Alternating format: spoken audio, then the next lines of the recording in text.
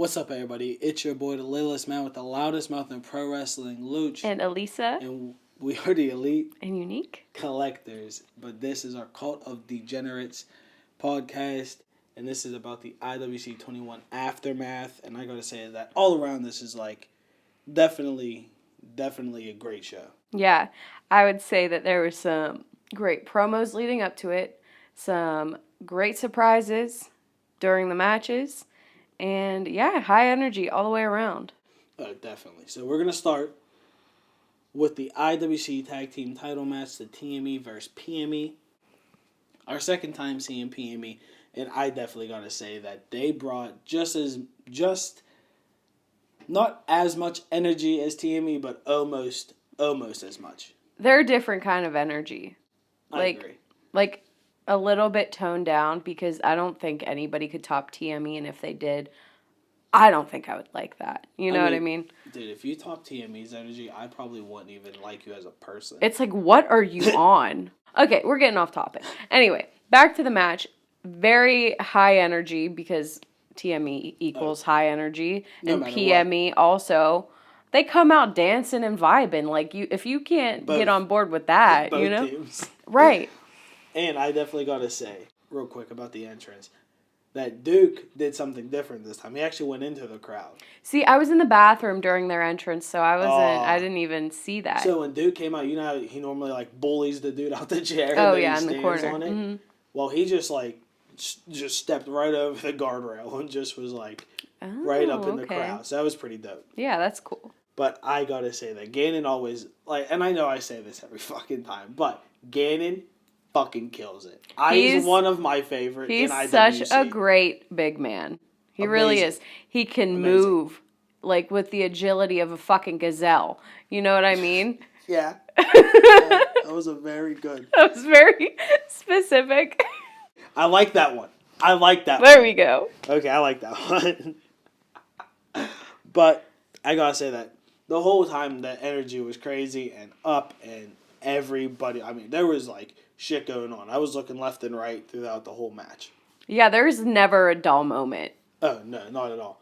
But somehow, some way, they hit the flea flicker. What a name. Oh, yeah. It's shit. It fits because he tosses the guy, and I believe either Duke or Gannon grabs him and does the big slam or whatever. Mm-hmm. And I gotta say that was perfect. But what I liked about this is he hit the flea flicker, and then Duke threw the other guy into a submission. So as the one gets pinned, the other guy's still tapping. So I really did like that. I like the tag team chemistry right there. Yeah.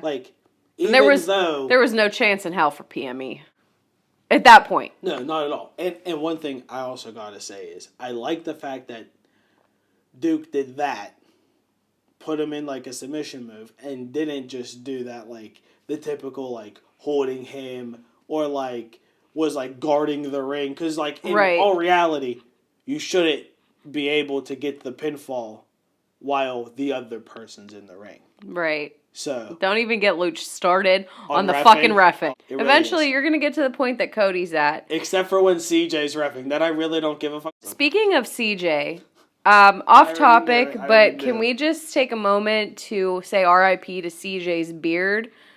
Because it just is a whole new man appeared right in front of our eyes. Yeah, listen, I'm not going to lie. When he first came out, and I was sitting next to Choco and Jeff, and we do the CJ, and I heard him say CJ, and I looked, and I was like, where? And I was just like, what the fuck, CJ? All right, so okay, well, moving on. TME wins. The crowd loves it. We knew it was going to happen, but it was a hell of a match. Gannon calls for the microphone. Mm-hmm. Yeah.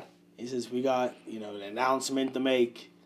So this upcoming month in April, they will be versing the Hardys and put their titles on the line versus the Hardys at SUPERSTAR Showdown. SUPERSTAR Showdown 2. When they called for the mic, did you immediately know what was coming? Because I did. No, Like, because I'm like, oh, tag team. I didn't, because he started cutting a promo that was like, we're the best around. And I looked at Jeff and I was like, dude, are we going to get a fucking heel turn? So I was like kind of like listening and leaning, and I was like, dude, let's fucking get it. I would love this. And then, I mean, I still popped, and I'm very, happy that they got it. And I think that it's going to be a fucking banger. Because next match is Jock Sampson versus Johnny Patch, one half of the Good Buds. I believe he's Good Bud A. And obviously had Preston Everest in his side. The Good Buds. The Good Buds. Okay. High five, bud. I just want to say, because I know I talked a little bit of shit right before IWC about this match, and yeah, I feel kind of bad about that now. I know I still have the same feelings about Jock, that he really annoys the shit out of me, which is what he's supposed to do. That's his job, woman. But I'm coming around on Patch because I think he's super entertaining. Like, for his physique and what he can do is pretty impressive. What the fuck are you trying to say? He's fat? No, I'm not saying he's fat. He said but his physique. He's not a big guy. He's not super fit. Like, he's just average. He's an average-looking person. He is an average guy. So... But I got it. The fact that he can do these high-flying things and flips and all this cool shit, I like that. I have to say that. All around, it was a great match. But one of my favorite moments in Bill Collier, put it out there, I believe it was on Instagram. It was the picture of Johnny Patch doing his crossbody. And Jesus Christ, if this man doesn't do a crossbody that is so clean, it is ridiculous. And like you were saying, anytime he goes high, it is awesome. He's like aerodynamic. And I'm laughing because it's like he goes high and it's the Good Buds and it's kind of... It's like a double entendre. Like, honestly, I would have been like A-okay if Matt had his... I mean, obviously, it's the Hardys. They're going to be a tag team match. But think about Jeff versus Johnny Patch. Oh, my God. Swanton bombs left and right. Oh, man. We're getting off track. Again, as usual. We always do. But, yeah, like I said before, I talked too much shit, and I ended up liking the match. So, thank you both for changing my opinion. One thing also, I have to say, I peeped this. When Jock was in the corner, when he went up on the second rope, he did a little thing, Obviously, my man Jock, he wears his crop top. It's not a crop top. It's a shirt that's fit for a toddler. Cropped. Yeah. It definitely, and every time he comes out, there's that one person in the crowd that goes, "Give my kid back their shirt." I'm not gonna lie, it gets me every time because it's fucking hilarious.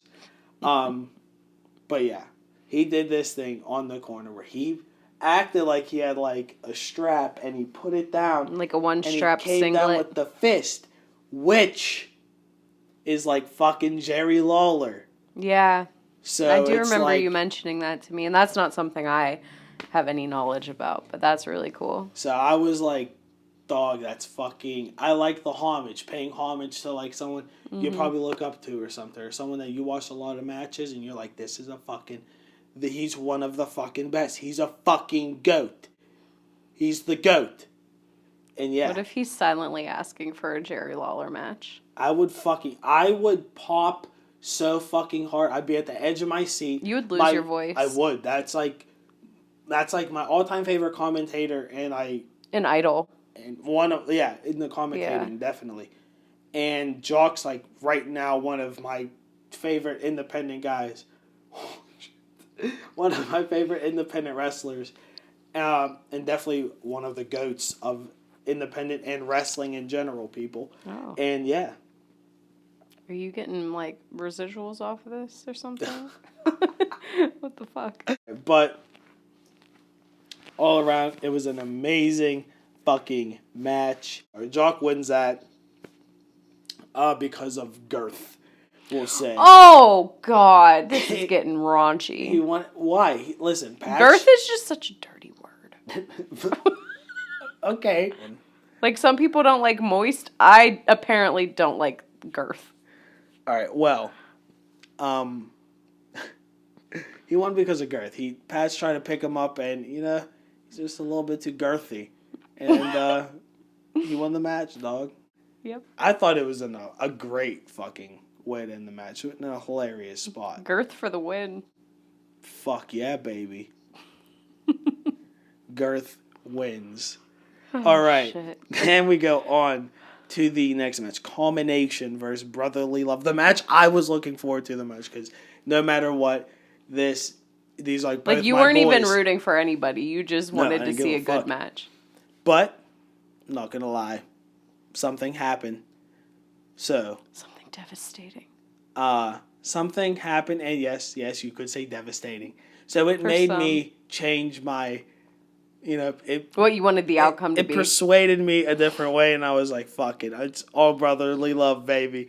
Because fucking Dior Castro fucking killed it. Kidnaps poor Remy. The whiz sign, dog. The whiz sign. Yeah, it was all about the whiz. Yeah, Remy just got caught up in it. Sorry. So, Remy saw the whiz sign, and Dior came from nowhere, threw him in the trunk, and left him in Philadelphia. Yeah, that's and what walked I think. From Philly back to the fucking. Well, he must have ran because during the middle of the match, he came out the cut right next to me, scared the fuck out of me. He made it. He made it. Jumps over the barricade. Boom. Dog, did he really scare you? Oh, he really scared me. Because I was sitting right on the end, and then all I hear is... hear him coming? Yeah, and then screaming it all happened so fast. He's screaming, he's running, the spotlight's right there, and I'm like, oh my gosh, this is a lot. That's hilarious. It was really funny, though. Fucking Dior, that's great. But he did arrive alone because no Remy, he was lost out there on the other side of PA. Hey, Remy, I sent you a message and you never dropped the location. I guess you're fine. I hope you're fine. And I hope you're at the next IWC event. So, I gotta say that before we get into the actual match, thanks for the whiz, brother. Oh my Brothers, gosh. Thanks for the whiz. A little too much. That can must have been under some serious pressure. That can was empty after Ricky got it. All me. Over you. Jesus You had a Christ. whiz facial. Dog, pause. Dog, all I was worried about was I was like, oh, dog, my fucking ESP hoodie. I was like, fuck. And I was like, I looked down and I was like, okay, we're good. And I was like... Without realizing you had the Joker smile and whiz on your face. No, I felt it. And kind of, Jeff looked at me and just handed me a fuck ton of napkins.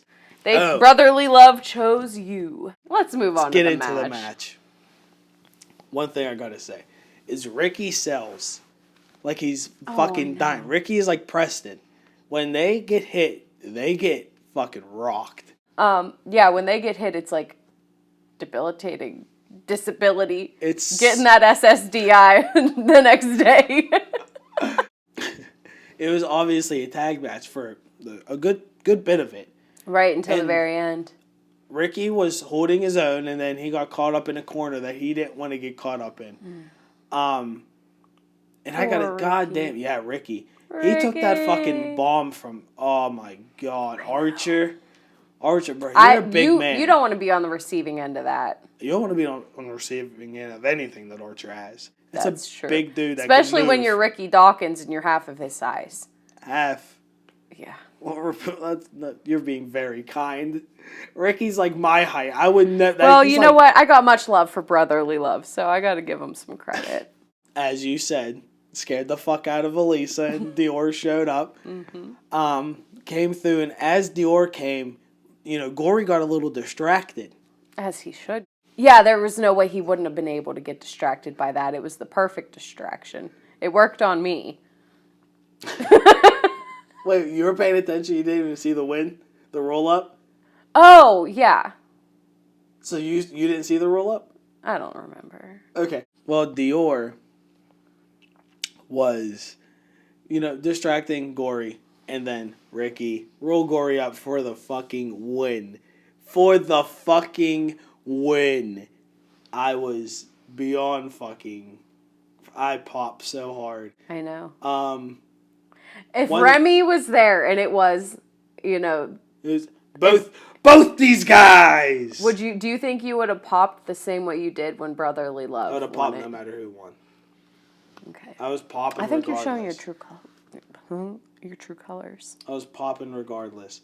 Oh, one thing I do have to say is that during the entrance, I saw a few people doing this throughout the night, paying homage to Scott Hall because he had just passed away, and I do remember seeing Cliff throw his toothpick like Razor Ramon. Sorry, you're right. Rewind to the first match. Gannon came out, threw the toothpick, and did like the jumping hands like Razor does. So I did. Yeah, there was quite a few moments where I did see some homage being paid to Scott Hall. So definitely. Thank you for reminding me of that. Yep. Then we go into Ella Shea versus Queen. I'm going to try to say it, and then I'm obviously going to fuck it up, and Elisa's going to correct it. Queen Aminata. You were very Queen close. Aminata. I really have to say that this is my second time seeing Queen, and first time it was raining. The ring was like probably wet and slippery. Ropes can't really work. The match was outside, by the way. It was at the ballpark. Oh yeah, this was all inside. It was incorporated like a storm. It's a storm pay-per-view. No, it's just like the way you were introducing it. Like IWC. It was a cold, rainy day. They know. Can we get a fresh start here? Second time seeing Queen. First time was hard to work. It was at the ballpark. It was hard. It was wet, slippery. Ropes are real wet. You don't want to work in those kind of conditions because you don't know what can happen. That's when accidents can happen. And careers can end. Yeah. So, this time, man, god damn, can she fucking work. She is good.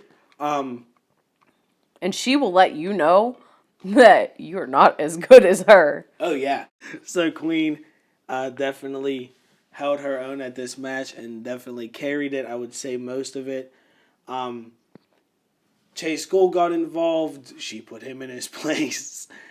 She put Ella in her place. She put the ref in his place. I gotta say that she is. She don't take any shit. No. Yeah, that confidence level is matched right there. So Queen wins, but I gotta say that Ella made her bleed, busted her lip at least or mouth, something. Yeah, and I don't think that was supposed to happen. No, because that fueled the fire in Queen Aminata. She even looked touched her lip and was like bitch and slapped the fuck out of her. Yeah, she's like, you make me bleed. I'm gonna embarrass you in front of all these people. She slapped the fuck out of her. Mm-hmm.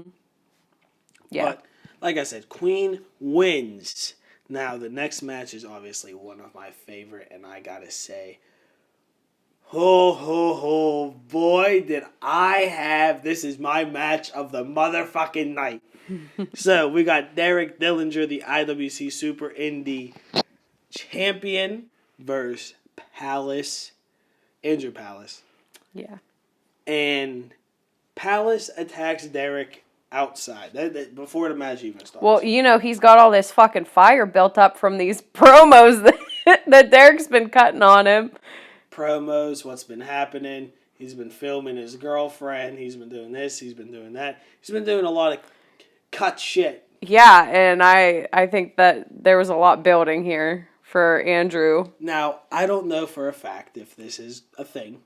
Okay. Now, with the Razor Ramon tributes. Oh, his gear? Yes, Derek's gear was... I normally see like a dripping like a green or like a slime or like a neon, because Neon Tarantino. Right. This one was a white, black and white. Mm-hmm. Was that like a tribute to like the NWO? Scott Yeah, Hall? that's what I thought. I peeped that. So that's what I was thinking. I don't know if it's true. Derek, after you listen to this, you could let us know. But Palace tossed Derek. Like, they were fighting all over the ring. They were scrapping. Right in front of us. I think that was intentional, that it was right in front of you. We were. Oh yeah, I was screaming at Palace. You suck, Palace. Yeah, so he laid the chops on your guy. He threw him right next to me and Chaco, and fucking slapped him. guys, but before he starts slapping them and chopping them, he threw him into the post and busted Derek open. Crimson Mask. But I was seriously rooting for fucking Derek because obviously Derek's my fucking boy. I really think that he is one of the best heels in independent and one of the best heels probably I've seen in wrestling in a while. Really brings that old school ECW kind of feel, and I know that's like a big thing for him, ECW. Mm-hmm. And I really see that and feel that when he's in the ring with some of the his ring awareness and what he does in the ring kind of gives me that kind of feel and vibe. And I fucking love it. I think he's a genius. He truly is. He's like a wrestling genius. He's a creative genius. Yeah, his promos are great. Yeah. He's like all around like A1. Oh yeah, he's like definitely A+. Something you want to have in your corporation, in your business. So, can we talk about the plot twist that happened during this match real quick? You want to go there? Yeah, I think this is something that needs to be talked about. You want to go deep. I want to go low. Palace and him, they're going back and forth, and they're really showing like their strengths, both of them. Mm-hmm. Yeah. Palace was really giving it to fucking Derek for a second. But you know what? Someone else had other plans in store, knew who was about to win this match. And I can tell you who that person is, and it was Derek. No, wait. Wait. Oh, I've been cut off. It's not. We're not there yet. Oh, sorry. So they're really getting into it. Derek brings out 2 chairs. And when he brings them out, Palace stops them at first, but Derek puts the whooping on him. And he's about to do a concerto. And that's when Katie Arquette comes out. And she, stumbles over Palace like don't do this, Derek. Like, don't hit him. Don't, let's not hurt him, please. Let it be peaceful. And Palace, as he always wants to do, wants to be Mr. fucking Captain Save-A-Ho and fucking tossed her in the back. And fucking, you know what? She is fucking tired of being second fucking place in the relationship. And when they're talking and in the ring, he was about to fucking die. She came out to save her man, and he's like, no, my pride is too strong here. I have to win on my own. Tossed her to the back, and she was like, gave him a look like, I'm out here for you. And if you can't, and if you're not willing to accept that, then fuck you. And take this low blow. And I fucking popped. And watching it back on the IWC network the next day and listening to the comm, Nick Lendl says, that bitch. What did he call her? That no good bitch. No, that bitch. When he called her, he said, that bitch, Katie Arquette. I fucking lost. But I can't wait to see how the rest of this plays out. It's the low blow. Can we get it? Derek's like fucking shocked, and he's like, well, fuck it, I'll pin him. And, then he gets the win. Can we see a fucking Katie Arquette versus Andrew Palace match? I'd be down for it. Duke it out, get all that relationship frustration out. That was that, and I gotta say, like I said, match of the night for the simple reason is, that's what I wanted to happen. Yeah, and it fucking happened. You called it. So fucking happy. Yeah, I like that. I think that was probably my favorite match of the night as well. Then I have to say, I believe Elisa agrees with me. We haven't been around at IWC for too long. Like we said before, probably like a year and a half. Pushing 2. This announcement was crazy for me. Because actually he was definitely one of my favorite people in IWC. A big reason why I kept coming back. One of them because it was a hardcore style, and me, I love the hardcore wrestling and blood and chairs and tables and kendo sticks and people leaving with concussions and driving themselves, possible internal bleeding and driving themselves to the ER. Yeah, that's my kind of wrestling. Yeah, so if you haven't picked up on it yet, we're talking about Hardcore Hooven's retirement. Sorry if I did it. But yeah, I gotta say that thank you to Hardcore Hooven for entertaining us. But I gotta say that when he gave his speech, said that he's just done. Too old. He can't keep getting injured and it's taken him longer to heal. So that's also understandable. 1,000%. When Jamie was like, come on, guys, like, get, like, come on, like, let's get, like, give him a round of fucking applause because he's a fucking legend to us. And fucking Hooven was in the corner and he took off his jacket and he took off the sling and I was like, this fucker faked it. Mm-hmm. Fuck hardcore. I thought for a second I was right. My prediction was right that he was giving Jamie the fuck you. And I was like, oh my fucking God, this is, no. And I looked, I was like, and Jamie was like, on, like by our side, like, come on. I was like, with his back turned. Turn the fuck around, Jamie. Turn around. And he walked and he spun Jamie. And I was like, oh, don't do this, Hooven. And he hugged him. And I was like, thank God. Oh my God. Yeah, I know. I felt the same thing. I'm like, oh, it was all a work. I was right. He said, fuck you, Jamie. But no, I was wrong. And it was actually really sweet. But then we're going to go on to Mambo Italiano versus Alexander Apollo for the high stakes title, which Alexander Apollo holds. And I got to say that again, he does it. He makes us fucking... He fucking drops our jaws on the fucking what he says is going to be the stipulation to the match. I know. He comes up with some stuff I've never even heard of. So, Mambo cuts a promo before the match. Because he's the Italian excellence. And he says, what's going to happen in this match is 1-2 kick out. 1-2 kick out. 1-2 kick out. You will not get me to 3. So, fucking, Apollo's thinking, So then Apollo grabs the mic. He goes, well, I think we're going to have a 2-count match. So whoever gets a 2-count. 2-count wins. And me and Jeff kind of looked at each other. I was like, I've never heard of this. I've never seen this. And if I have, I don't remember it. And Jeff was like, bro, it's slipping my mind too. So I was already looking forward to this because you never know what the fuck Apollo's going to do. You never know what kind of stipulation. I liked it. I loved it.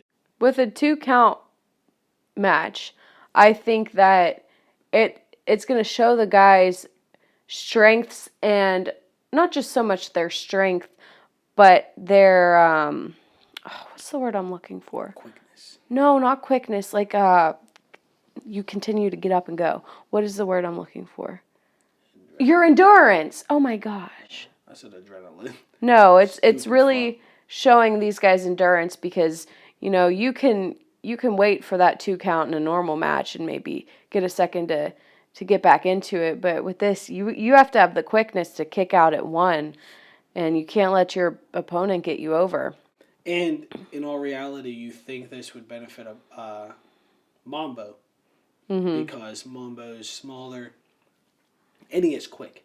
Mm-hmm. He is, and my bad for not thinking about it earlier. Shout out to Mambo for doing all the fucking work he's been doing for WWE, NXT, stage work for main event, security work for Raw and SmackDown. Dude's really doing his fucking thing, so big shout out to him. Before you know it, we'll be seeing him on that roster. Fuck yeah, baby. Gotta start somewhere. But Mambo tries to go for a quick pinfall, and Apollo hits a Discord lariat for the win. So he tried to go for a pinfall, gets out of it, and then he just hits a discus lariat for the win. And I gotta say, god damn, did he hit that bitch hard. Mm-hmm. He is definitely... And one thing I gotta say about Apollo is he's slimming and bulking. Yeah, he is. I was gonna say that next. I don't know what it is. I don't know if it's like slimming or if he's just straight bulking the fuck up quick. Then we go to the best 2 out of 3 falls match. Spencer Slade with Justin LaBar. Well, as I call him, Justin, I don't do shit LaBar because he doesn't fucking help Spence during the fucking match at all. Versus Big Time Bill Collier. I gotta say that this match is everything I expected it to be, which is spectacular. These 2 fucking people work great together, and I gotta say that Big Time is one of the best vets that I've seen in wrestling. Yeah, he's not young by any means, but goddamn, he will give you a run for your money. But before we get fully into the match, like I was saying before, Spence, what the fuck do you keep LeBar around for? I just need to say that I feel like managers are predisposed to being sleazy. If you are not sleazy, then I don't think you are cut out to be a manager. You know, you gotta be ready to lie, cheat, and fucking steal to help your guy out. You know what I mean? Eddie. Well, like them. I want to say too, I also talked a little bit of shit on this match during the first pod. Because I said, it's tired. I'm tired of seeing this match. Yes, they were great together. I get it. But I was tired of it. Let's get some new opponents, a new storyline, whatever. But I do have to say, the stipulation of the best 2 out of 3 falls made it very interesting for me. So, as the match is going on, I believe Bill goes for something and Spence counters it and gets him to a quick pinfall. Like, real quick, which is the thing about Spencer Slade, is this fucker's a wrestler. Sneak up on you. He's a fucking wrestler. And this fucker's gifted at professional. Like, gifted. Mm-hmm. Like, Spence hasn't been doing this long, and he's definitely one of the best. And he's going up against big time, you know? Well, that, and what, he was 6 months? Definitely under a year. When the last time we talked, I remember him saying he was under a year when he won his first championship. But, okay, I did notice, like, when Spence got that first pinfall, the crowd didn't know how to react. It's like, nobody made any noise. And I'm like, why? Why is it so quiet in here? Fucking Bill sat up like The Undertaker and didn't know what to do neither. So, the match continues. And like we predicted in our first show, it was going to go back and forth. So, Spence got the first fall. Bill got the second.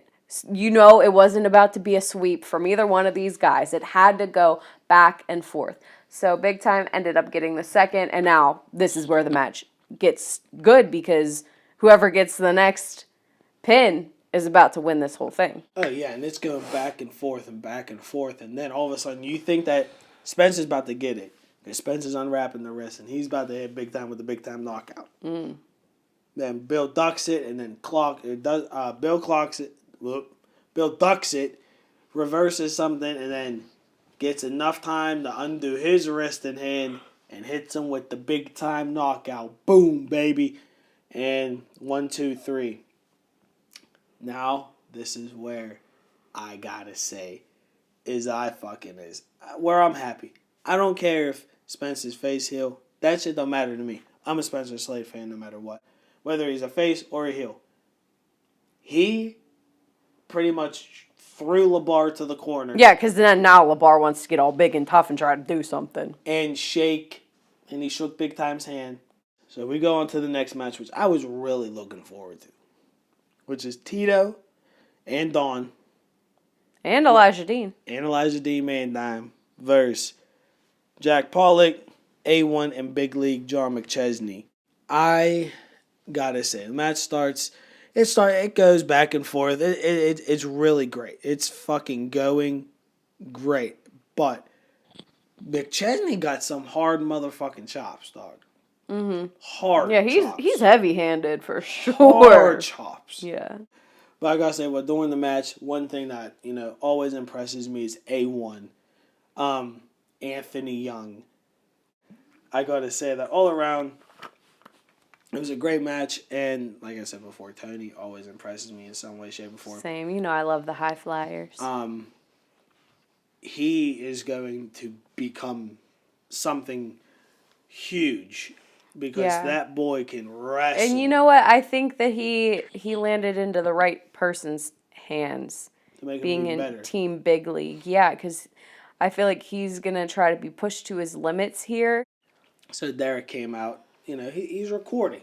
You got to see how you do in wrestling. You got to rewatch your matches to make sure what you're doing is right. Yeah. Exactly. So all he's trying to do is help his He's friends. doing a service. And Jack Pollock chases him out the fucking arena. Maybe he's camera shy. Maybe. So John's, another thing that John McChesney did that was just like perfect was his suplex into a bridge pin. Was like perfect. Like, it wasn't like where a lot of people have to do the suplex and then pop up into the bridge. It's like, this fucker just legit. He had that arch in his back and he was good to go. It was like ridiculous. Like, but then he's getting his ass handed, a little handed to him by Tito. And he's distracted. Mm-hmm. And fucking Dime hits this nasty Arn Anderson spine buster to fucking A1 for the win. And I gotta say that this spine buster made me cringe. Yeah. So then we go on to the IWC heavyweight title match, which is Bulk Nasty versus RC Dupree with Eddie Knox. And Xander Gabriel was with Bulk Nasty. Yep, we got the main event. When the match starts, Bulk checked the fuck out of RC. Yeah, like he a fucking did. Hockey player. Yeah. Like, holy shit. Yeah. And it was fucking blood was hard. shed last time. He was not coming gently. Oh, no. But one thing I do have to say about that I noticed about RC, which is smart, is that he was really, really going for his nose. His injury. Yep, the injured nose. I mean, I might call that a pussy move. The smartest move in the book. Like, if you know that there's something wrong on your opponent, why not capitalize on that? Because you're a bitch. I'm talking shit. I don't know. So, as he's doing that, Eddie tries to help RC. Well, give him the stick, the half of the pool stick, and just split Bulk and win this fucking title. But that's not what went down. Fucking Xander had other plans. Thank God. Xander always comes through. These two start fucking scrapping outside the ring. Yeah. And it gives Bulk enough time to, fuck RC up a little bit, but then RC still hits him with a different stick that he had, prepared under the ring. Yeah. And he had a good backup plan. So yeah, he still hits Bulk with the stick, but Bulk hits this fucking massive, hard-ass powerbomb for the win. And as he's celebrating, Elijah Dean and the director, the Neon Tarantino, Derek Dillinger, and Fundamental, Zach Nystrom, comes out and puts the whooping on his big ass. And just when you think he's about to, get that reset button. Big time Bill Collier comes out and saves the day. So he comes out, he saves the day, they get out the way, and he kind of, he picks the title up and he gives it back, and he's like, but he holds on to it. He's like, listen,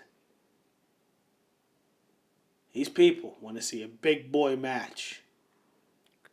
They want to see us go up against each other. Yeah, we do. Let's make this fucking happen. And then he raises his arm and he gets out the ring. Oh, shit.